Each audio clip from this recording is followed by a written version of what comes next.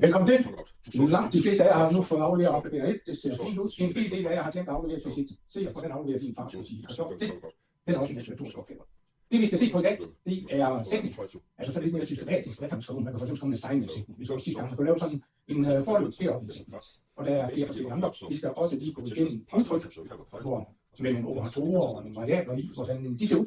Så skal vi se lidt mere detaljeret på deres syntaks, og der er også en style guide, som for eksempel siger sådan noget med, at man, hvordan man navngive variabler. Og vi skal lidt afleveringsopgaven i. Jeg vil igen tage opfordringen til at løse så mange som muligt af de der små opgaver, der er i Blue. Jo flere I overgår at løse nu, jo mere erfaren bliver I, og jo nemmere får I siden. Hvis I slet ikke løser nogen nu, så vil det også ske, at I bliver bøvlet, når det kommer til det lidt mere kompliceret. Simpel sætning. En af de helt simple sætninger, det er assignment. Det er sådan, på venstre side, der har vi en variabel, for eksempel en feltvariabel, det kan også være en lokalvariabel. Og på højre side, der har vi sådan et udtryk. Her er nogle eksempler herhen. Og ideen det er, at man evaluerer det her udtryk, og så den værdi, det evaluerer til, det bliver den nye værdi, som den her variabel får. Så man ændrer variablens værdi, man siger, man assigner det til den, der står på højre side.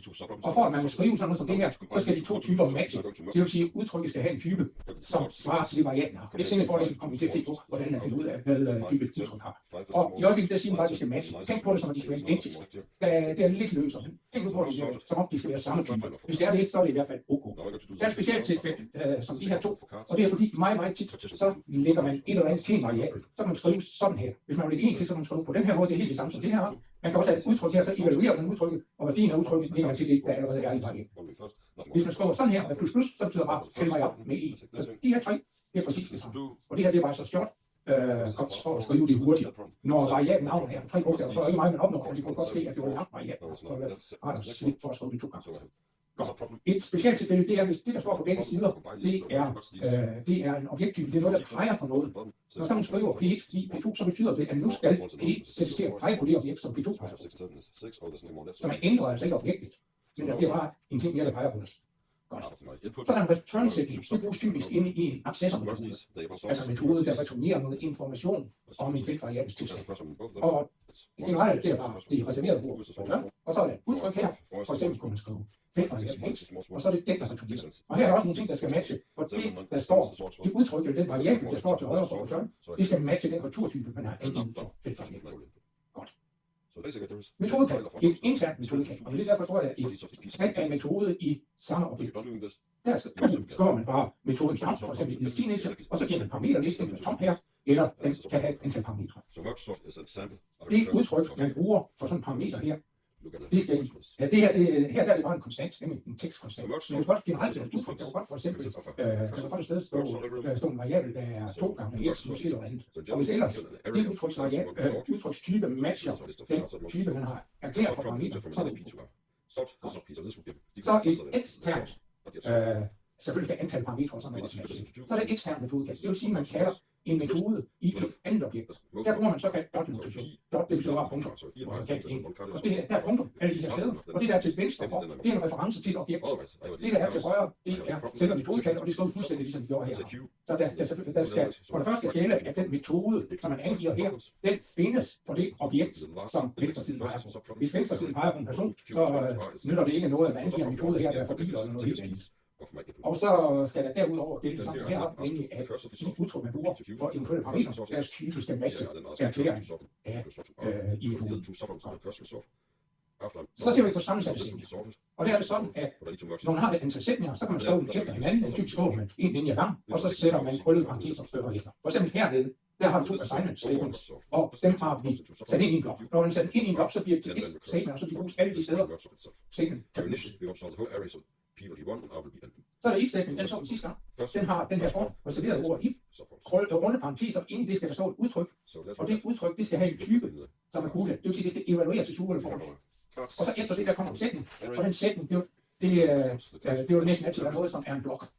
Som vi så før. Altså krøllet parenteser, så er det antal sætninger, eventuelt bare en enkelt, og så afsluttet med en krøllet parenteser. Ideen, det er, at blokken her, de sætninger, der er herinde, udfører kun hvis det her udtryk i de runde parenteser evaluerer til sig. Ellers udføres der ikke noget. Og så kan vi udvide sådan, så vi også har en else-del her. Så sker der det, at hvis udtrykket heroppe evaluerer til sand, så udføres det her, og hvis det evaluerer til falsk, så udføres det her.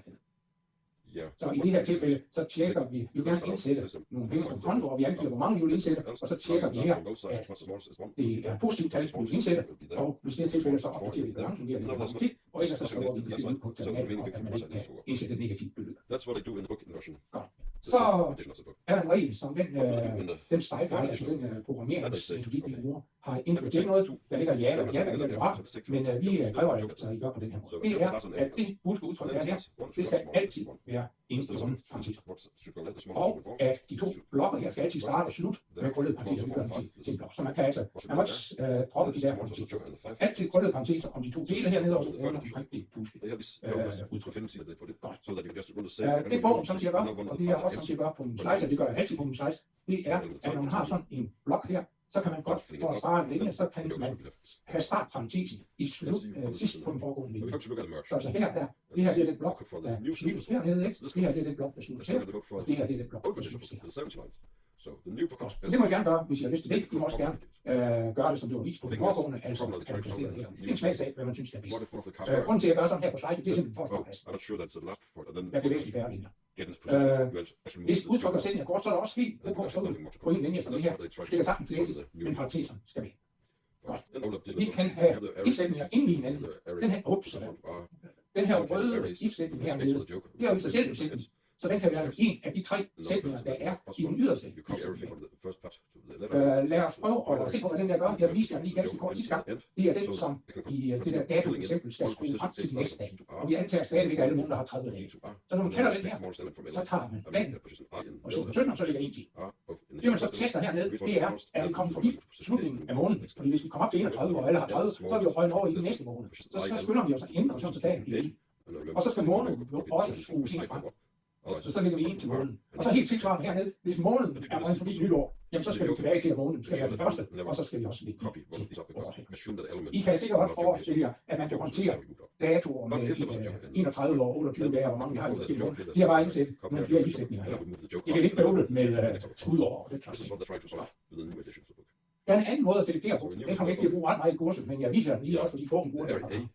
Ideen i mit eksempel her, det er, at jeg vil repræsentere ugedage med numre. Det er ikke særlig smart. Det er en kursen ser en meget bedre måde at repræsentere på. En betyder mandag, 2 tirsdag og så videre her. Og så laver jeg en metode, convert daily, hvor jeg kan give sådan et nummer, og så vil jeg gerne have den til at skrive en tekst ud, der giver en del beskrivelse af, hvad det er for noget. Og det jeg gør hernede, det er, at jeg siger switch daily. Det betyder, at jeg kigger på den her, og så søger jeg ned her og ser, om der er nogen af dem her, der matcher. Hvis nu for eksempel bliver nummer 4, så matcher den ikke her, den matcher ikke her, den matcher ikke her, den matcher her. Og så returnerer jeg største. Det er lidt tricket ved de, lad mig lige først sige, der er også en default, så hvis man ikke matcher nogen af dem, så kan man gøre noget helt andet. Det der lidt tricket, det er, at når man er ved at udføre sådan en case, så vil den normalt bare fortsætte at udføre dem bagefter. Derfor så slutter man tit hver de her linjer ved et break. Det betyder stop. Men nu, der siger jeg return, og når man siger return ind i metode, så stopper man. Så der er ingen grund til at have breaket bagefter de her. I kan slå op i Appendix D og se mere præcise syntaks og sådan noget. Så har vi jo set før, at man kan lave det, man kalder conditional statements, altså et if-statement, hvor man vælger, om man skal udføre de her sætninger eller de her sætninger. Noget helt tilsvarende, det kan man lave for udtryk. Man kan skrive sådan her. Runde parenteser, og så har man udtryk. Det første udtryk her skal være busk-udtryk, altså evaluere til sand og falsk. Og så har vi 2 udtryk herhen, adskilt af et kolon, og adskilt fra den her med et spørgsmålstegn. Og ideen det er, hvis den her evaluerer til sand, så evaluerer man det første udtryk her, og det er så værdien af det samlede udtryk. Og hvis den her evaluerer til falsk, så er det nummer 2 her, der bliver evalueret, og det er så værdien af det samlede conditional udtryk her. De her udtryk, de skal være en matching-type. Det kan ikke være sådan, at den ene returnerer en string, og den anden returnerer et helt. For så vil det basere bestemme typen for det samlede udtryk her. Det er også sådan ved if-sætninger, der kan man udlade else. Det kan man heller ikke her, for hvis vi udelod den her, jamen hvis så det her var false, så fik vi jo ikke evalueret noget, så det havde et udtryk, som ikke giver værdi. Det giver mening. Så vi skal have begge de her to med, og de skal være af matching-type. Lad os se et par eksempler. Og i første omgang synes jeg nok, det er ved at bøvle og læse, det er sådan lidt en tilmeldingssag. Vi kan skrive sådan her, hvis amount er større end 0, så opdaterer vi balancen. Det er som vi eksempel. Det kan også skrive på den her måde. Vi skriver balance, og så skriver vi pludselig. Når vi skriver pludselig, det så vi gør, så betyder det, at vi skal evaluere det der på højre side og lægge det til. Det her det er conditional expression. Og hvad siger det? Det siger, at hvis amount er større end 0, så skal vi lægge amount til, og ellers skal vi lægge 0 til. Hvis I tænker lidt om, så gør det præcis det samme som det her. En anden situation, hvor det kan være nyttigt, det er, hvis man skal printe nogle tekststrenge, som er næsten identiske.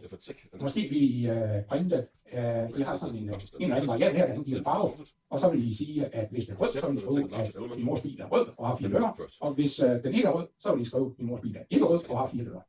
Det kan man selvfølgelig bare skrive ved en konkatenering i parallelslægning. Så vil de to blokke være næsten identiske. Vi kan også bruge det på den her måde, at vi først har den her konstant. Den første del her altid er fælles i de her to dele. Og så har vi det der conditional expression, der siger, hvis den er rød, så skriver vi ikke noget. Og hvis den ikke er rød, så skriver vi noget efterfulgt af et space. Det vil så indsætte den der og ingenting heroppe, og så kommer den sidste del. Der vil være nogle opgaver i køreprøven, hvor det kan være en anelse hurtigere, så ud på den her måde. Men man kan også skrive det som sådan i stedet. Det var lidt kompliceret. Godt. Nu skal jeg vise jer et eksempel på dårlig kode. Det er et forkert kode, men det er noget, man tit kommer til at gøre som nybegynder. Kan I huske, vi har den der metode is teenager? Ideen det er, at det skal returnere true eller false, afhængig af, om vedkommende er mellem 13 og 19. Det vi kunne gøre, det var, at vi kunne lave en lokal variabel og solgt her, og så kunne vi sige, hvis, og nu tester vi, at alderen mindst er 13, og det her det betyder og, så begge dele skal opfylde. Alderen skal også højst være 19. Hvis det er tilfældet, sætter vi på solgt til true, og ellers så sætter vi på solgt til false, og så returnerer vi det. Det virker fint. Det var alt for kompliceret. Det I skal gøre i stedet for, det er det, der står heroppe. Det er jo allerede et udtryk, det er præcis det, I vil have. Så man skal bare skrive return det der. Der er ingen grund til at lave en lokal variabel, som man begynder at opdatere. Det her udtryk er det, I evaluerer til true, hvis det er teenager, ellers så ikke, så det er præcis det, I vil returnerer. En anden ting, man tit ser også ved nybegynderkode, det er, at man skriver sådan noget der, man har en boost variabel, og så tester man, om den er i true. Det skal man ikke gøre. Den her er allerede et boost udtryk, så man skal bare stå i female. Det giver ikke mening. Jo, det kan godt give mening. Det giver noget nyt at spørge, om det vil se ud. Hvad så, hvis man gerne vil skrive noget i den her stil? Så gør man bare det, at man bruger den her operator som negerer. Det vil sige, at den er i forhold til 40. Så skriver man det på den her måde. Og så vil jeg lige give jer et eksempel. Det illustrerer også lidt, hvorfor det kan være svært at være compiler, og hvorfor der så til at komme nogle mærkelige fejl, som kan være svært. Så nu vil jeg have skrevet noget i den der stil, men jeg glemte det ene af lighedstegnet. Når man skal sammenligne to ting, så skal jeg skrive to lighedstegn. Hvis nu jeg skrev, i stedet for at skrive det her, så det jeg har skrevet her, det er assignment. Det ændrer værdien af female til true. Men så er det sådan i Java, det vil jeg lige forklare om et øjeblik, at så er det assignment. Det er også samtidig, det returnerer også samtidig en værdi, nemlig den værdi, man assigner her. Så compileren, den siger, det er fint, det er godt nok assignment, men det er også et true udtryk. I det her tilfælde evalueret til true, og det er fint tilfreds med. Men man får ikke skrevet det, man vil, for det man gør her, det er, at man altid laver det her assignment, og at man altid udfører det, der står herinde. Hvorfor er det så svært, at sådan et assignment her selv giver værdi? Jeg vil tro, det er fordi, man gerne vil skrive sådan en sekvens af x i 37. Jeg kan godt se, hvis y i 37 returnerer værdien 37, så går det fint, at x den også bliver sat. Nu vil vi se lidt på forløber, som vi også så på sidste gang. Vi havde reserveret ord, og så havde vi 3 dele i en rund parentes her, og de skal adskilles med cirkler.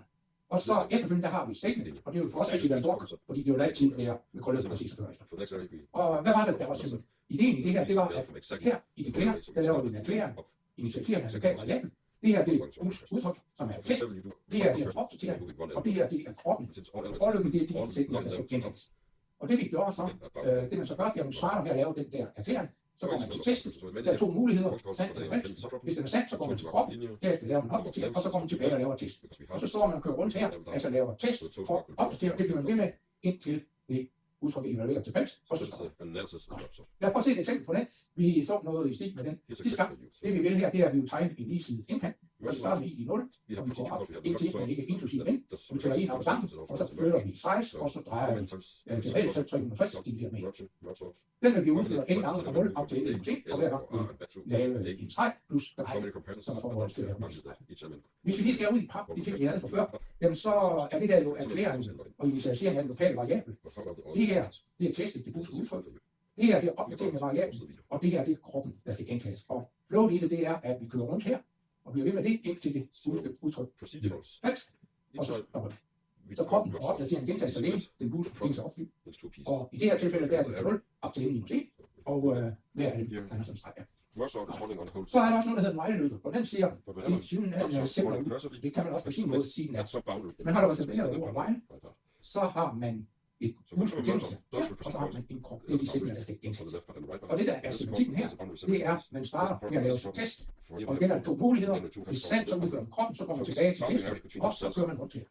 While-løben, den er simplere, den er mere fleksibel end forløben. Men det man selv skal gøre, og huske, det er, at man bliver nødt til at erklære og initialisere en passende variabel, som man kan bruge til at kontrollere den løsning. Det er jo tit med en lokal variabel, man bare erklærer lige over løbet her. Og derudover, og det er en meget almindelig fejl, så skal man huske at opdatere variablen inde i kroppen. For hvis man ikke gør det, så ændrer testet sig jo aldrig. Og så får man en uendelig forløb. Det er en meget almindelig fejl. Eller også så får man noget, som aldrig bliver udført, fordi det er forholdsvis. Hvis nu vi igen ser på, hvordan vi kan lave en lige side indkant, så har vi lavet, så har vi erklæret og initiativet en plan variablen igen. Det sker uden for løbende. Så har vi vores test, vi har vores krop, og som en del af kroppen, der er en opdatering. Her har jeg sat det til sidst, men det kan også godt være tidligere. Men et eller andet sted, der bliver vi nødt til at opdatere noget, der indgår i det her test. Fordi ellers bliver vi jo ved med at udføre det. Og så før princippet flow, der kører vi bare med en test i kroppen. Den bliver ved med at køre rundt her, indtil et test i falsk, og så stopper vi. I det her tilfælde, der starter vi med 0 og tæller 1 op hver gang, og vi tester, at den starter mindre ind, så igen så udfører vi fra 0, 1, 2, 3. Det har helt samme effekt som den forløb, vi så før. Så er der så også en, der hedder en do-while-løber. Den gør næsten det samme. Forskellen det er, at der er bygget lidt op for rækkefølgen hernede, og så er der 2 nøgleord, nemlig do og while. Og ideen er, at vi starter altid med at udføre kroppen. Det betyder, at kroppen altid bliver udført mindst en gang. Så laver vi testet. Og hvis testet er falsk, så stopper vi. Ellers så suser vi tilbage. Så vi ryger rundt mellem krop og test, indtil det er falsk. Og lige så før, så skal vi selv erklære og initialisere passende variabel, som kan indgå i vores test, og vi skal huske at opdatere den. While-løber er langt mere almindelig do-while-løber. Jeg tror, bogen har en enkelt eksempel på do-while-løber. Se her er mit eksempel, det er igen tegnet lige side indkast. Vi starter lige så før, så tegner vi en gang.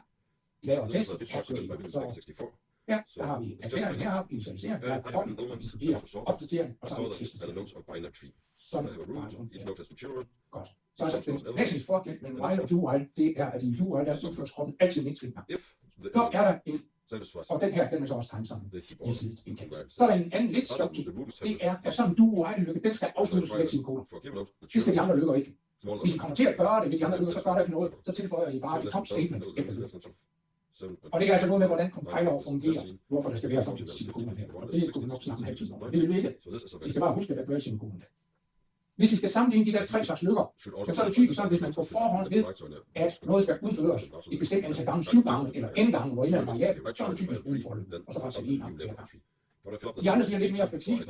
Der kan man lave mere generelle opdateringer. Det kan man også godt i forløbet. For i forløbet kan man godt sige, at vi for hver gennemløb skal have 2 10, og så kunne alle de lige værdier. Jeg tror, at man fint kan vise, at alt, hvad der kan forstås med forløbet, kan også forstås med vejløb og vejløb. Så det er lidt en smagsag, men altså typisk, hvis man for eksempel siger, det her det skal udføres de der 10 gange, så er det en forløb. Godt. Nu har vi set de der 3, det var det, jeg viste. De tegner alle sammen lige side indkast. Er der nogle tilfælde, hvor dem her gør nogle forskellige? Nogen har bud på det. Then I, okay, 1, 2, 4, 8. Ja, der var. The left pass will be notes of 2. But each layer, there will just be increasing to left and right. The index is 2 with it. Ja. Ja, det er rigtigt. Men jeg tænker mere på, om de kan have forskellige effekt. Ja. There's some indexes equal to 13 plus 40 notes. The note number is starting index 1 this area. Note 2 is starting Ja, det er rigtigt. Hvis man har en kontrær værdi for i, nemlig 0 eller noget negativt, så bliver de her lykker selv udført. Den her bliver udført en gang. Har vi almindelige polygoner, der er større, de 3, så opfører de sig fuldstændig ens. Godt. Yes. Om en uges tid, der bliver møde en fjerde slags lykker. De kaldes for islykker. De er gode til at gennemløbe noget, der kaldes objektsamlinger. Hvor man på en eller anden måde har grupperet en masse objekter, og så vil løbe dem alle sammen igennem. I kan se mere information om iteration, for eksempel præcis som tabs, så finder I appendix. Så er det sådan fra og med i dag, og så de næste uger, der er der ved hver forelæsning, der vil der være en quiz midt i hver time. I dag dog kun midt i den anden time. Så hver quiz indeholder 3-10 spørgsmål, og de her quizzer skal altså forveksles med den der, I skal lave, som I skal aflevere via quizskriveren. Det her er nogle andre formål, det er at afveksle undervisningsformen, så I ikke falder i søvn, og få jer til at være aktive, gerne sammen med dem sidder ved siden af, repeterer med stof. Jeg viser også til de nye ting via de der quizzer, og så giver quizzerne selvfølgelig noget feedback til mig om, hvor jeg står. Nu kan jeg sige, nu har jeg kørt det her kursus 10 år, og jeg tror ikke, der bliver så overraskende meget feedback, som er anderledes end det, det plejer at være. Så det er nok mest de her ting, der er vigtige. Den måde, det fungerer på, det er, at jeg præsenterer spørgsmål på slide, og så er det lidt afhængigt af, hvor komplekst det er, så får vi en minut eller 2, eller måske 3, til at diskutere med den, der sidder omkring, eller diskutere med jer selv, hvis I foretrækker det, og finde en løsning, og så stemmer I via jeres mobil eller jeres bærvare, og det forklarer jeg lige om et øjeblik, hvordan I gør det. Så gør jeg det, at jeg gennemgår de mulige svar, og samtidig involverer jeg også jer i at gennemgå svarmuligheder, om de er korrekte eller ej. Det gør jeg ikke lige de første gange, for det er ikke egnet til det. Og så det sidste, så viser jeg sådan en søjlediagram. Her er der 5 muligheder, og hvor mange der er slet. free has driven 6 Mine slides, de viser de rigtige svar og forklarer det, og det betyder, at hvis man ikke er til en forelæsning, eller hvis man kan det repeteret, så kan man bare finde den der quiz-slide frem, og så kan man se, hvad er spørgsmålet, og så kan man sidde og tænke over det, og så kan man derefter, så kan man huske nu stemte på nogle 3, og så kan man se forklaringen, og så kan man se, hvad der er rigtigt. Godt, så ingen til repetition, eller hvis I skal ikke have det. Og så hvis der er nogen af forklaringen, de introducerer nye ting, for eksempel eksempler på, hvordan syntaksfejl ser ud, det er, hvis man kommer til at komme over, skulle være sine koner, og der kan også ske runtime-fejl, det er fejl. Hvis man for eksempel prøver at dividere med 0, så kommer der en runtime-fejl under udførelsen af programmet. Hvordan stemmer man? Jeg synes, det nemmeste det er at bruge mobilen. Der kan I downloade en app, der hedder Mentimeter. Den er gratis. Den henter samme sted, som henter jeres andre applikationer. Der bliver pauset lige om lidt, der kan I hente. Man kan også godt stemme via en webbrowser. Så skal man bruge det her link eller det her. Og ved afstemningen starter, så indtaster den kode, fordi der er tusindvis af afstemninger, og I skal gerne være med i det, som jeg viser jer. Afstemningen er totalt anonym. Vi ser lige, hvor andre der stemt på de forskellige ting, men registrerer ikke hvem der stemmer på. Godt. Vi holder en pause på et kvarter. Brug gerne lidt pause til at downloade den app, hvis I har planer om at bruge det. Let's see some evidence for keep. Let's see before. Okay, let's try to do this. Kom lidt nærmere mikrofonen. Take out this. Here we have a heap. And let's put some evidence into it.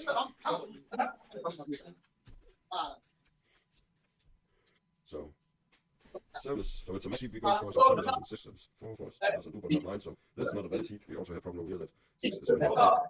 If you just put fits random into the array corresponding to the binary tree, we're going to set heap. And the next heap violation has the purpose of establishing. So assume we have a node that we don't know yet, managed to arrange the left subtree into the node and have managed to arrange the right subtree. This is a valid heap. This is a valid max heap. Everything will match max. 7, it's more than 9, so we need to fix this thing. What we do is, if you compare 7 and 9 and take the last 10 up. Seven I know is also happy. Oh, this is actually satisfied, so I'm happy. Let's try to do another case. What if it was that was there? Have a valid heap, oh, 7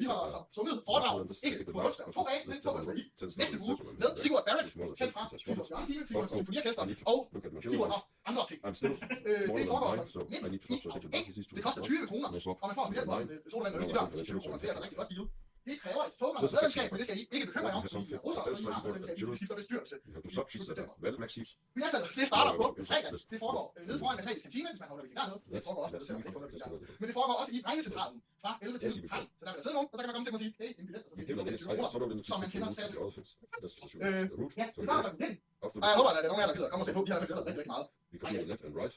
So the index of the left and right children, yeah, take what it multiply by 2, then you have the index of this add 1, you have the index of this just simple nicely related. Hvis I ikke ved, hvor regnecentralen ligger, så spørger jeg som spørger andre. Det er den lille bygning ude på Åbergade, som er nord for os. Og hvor der også er studiekapitel. So the index of the last node, if left index is Og vi holder 10 minutter pause for nu. the left side, so left side is larger, which is in this case, I need to potentially swap it with this except if this was even larger. I know I should swap.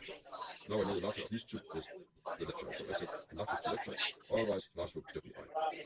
So when I finish number 5, I know what is the largest of the nodes, I is left side.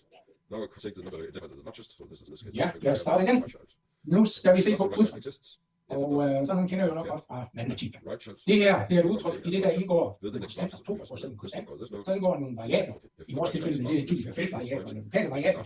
Og så indgår der nogle operatorer. For eksempel plus, gange og her division. De fleste operatorer, de tager 2 operanter og gør noget ved dem. I nogle tilfælde kan vi også godt nøjes med at tage i. For eksempel minus er også en binær operant, som tager et tal og ganger minus 1. En operator tager altså generelt nogle operanter, normalt 1 til 2. Og samtidig kan de godt arbejde på forskellige ting. For eksempel plus, den kan arbejde på 2 heltal, så får man heltal. Den kan arbejde på 2 reeltal, så får man reeltal. Den kan arbejde på et heltal og et reelt tal. I vilkårlig rækkefølge, så får man reelt tal. Den kan arbejde på 2 tekststrenge, så bliver det konkateneret. Den kan faktisk også arbejde på en tekststreng og så et heltal. Det den så gør, det er, at den laver heltallet om til tekstrepræsentation af det heltal. Hvis heltallet er 173, op til 173, så bliver det lavet om til 1 til 3, den tekststreng der, og så bliver det så konkateneret til den. Så når det kalder man overloading, at operatorer kan arbejde på forskellige typer og have forskellige effekter. For eksempel det at konkatenere 2 tekststrenge, det er jo en helt anden effekt, end når det 2 heltal sammen. I et udtryk, der kan man også godt indgå metodekald. For eksempel kunne vi her have en konstante, tekststreng, name, colon og space, og så herhenne, der kunne vi slå op, hvad navnet er for en bestemt person, og det vil vi jo så returnere en tekststreng, og så kankretonere med de to. Udtryk, de bruges forskellige steder. De kan bruges på højre side af designet. De kan bruges i sådan en return statement her. Og de kan også godt bruges som den aktuelle parameterværdi. Altså når man kalder en metode, så behøver det ikke at være så behøver man for eksempel ikke at skrive 7 som parameter, hvis det er parametertypen 1. Så kan man godt skrive et udtryk, som beregner 7 eller en anden værdi.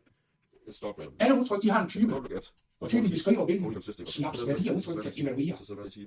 Og jeg vil ikke sådan i detaljer gå igennem, hvordan typer bestemmes, men det er rimelig lige ud af landevej. Hvis I og J er variabler type 1, og X og Y er variabler af type dobbelt, så hvis man for eksempel tager et heltal, og gammer med et andet heltal, jamen så er typen af det her, det er et heltal. Det er altid det, man får. Det samme, hvis man lægger dem sammen. Hvis man dividerer to ting her, der er dobbelt, så får man dobbelt. Hvis man dividerer to ting, der er 1, så får man altså også 1. Det er det, man skal huske, der bliver rundet ned.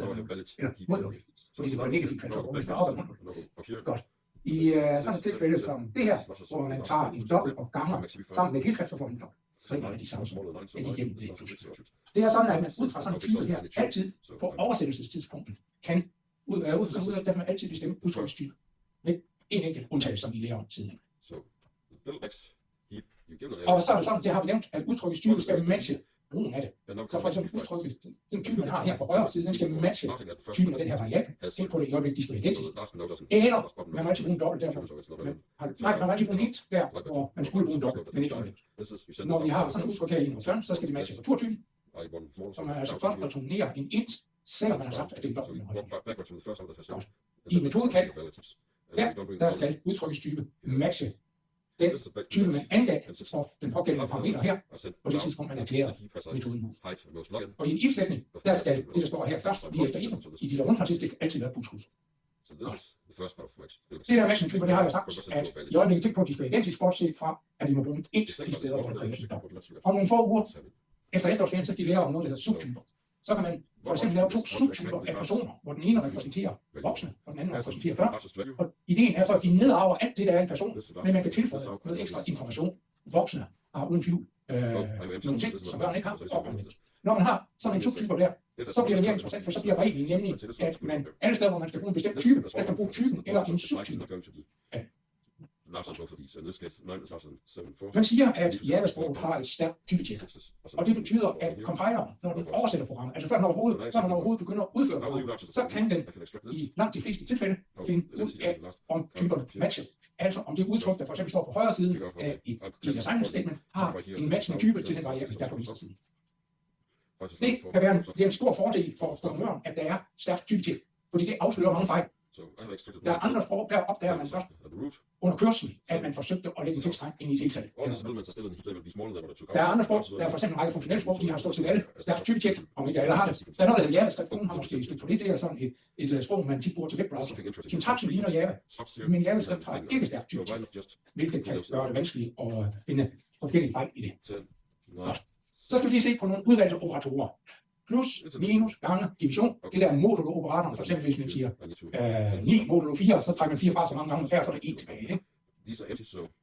Logiske operatorer, sådan en her, den betyder og så kan det være bootudtryk på begge sider, og det samlede udtryk er sandt, hvis begge de to deludtryk er sande. Den her betyder eller, de to lodder eller streger, og der skal mindst et af de to bootudtrykker, og der højre side skal evaluere til sand. Men det er nok, at det er i, og så kan begge gøre det. Den her, den har stødt på, det er en negation, en mærkesule forhold til processur. Og så er det en advarsel, der er sikkert mange af jer, der er stødt på i nogle sprog, at man bruger sådan en hat her til potensopløsning. Det gør man ikke i Java. I Java betyder den her noget, der hedder bitvis eksklusiv over, og det tror jeg bestemt ikke, I får brug for det her kursus. Så lad være med at bruge den der. Så er der noget relationelle operatorer. Den her betyder sammenligne de to udtryk eller variabler. De to ting er på hver sin side, og den er så sand, hvis de er identiske.